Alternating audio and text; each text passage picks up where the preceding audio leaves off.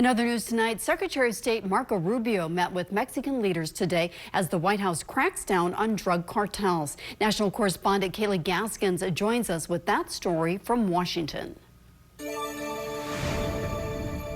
The Trump administration waging an all-out war on drug cartels. We have to protect our country, and we're going to. Tuesday morning, the U.S. military striking a boat suspected of carrying illegal drugs across the Caribbean. President Trump touting the action from the Oval Office. You see the bags of drugs all over the boat, and they were hit. Obviously, they won't be doing it again, and I think a lot of other people won't be doing it again when they watch that tape. The operation killed 11 individuals the White House labeled as terrorists who allegedly belonged to the gang Tren de Aragua. The vessel had departed from Venezuela and was reportedly headed for the U.S. We knew exactly who was in that boat. We knew exactly what they were doing, trying to poison our country with illicit drugs. President Trump is willing to go on offense in ways that others have not been. Secretary of State Marco Rubio saying this is just the beginning of a war on drug cartels. The President of the United States is going to wage war on narco-terrorist organizations.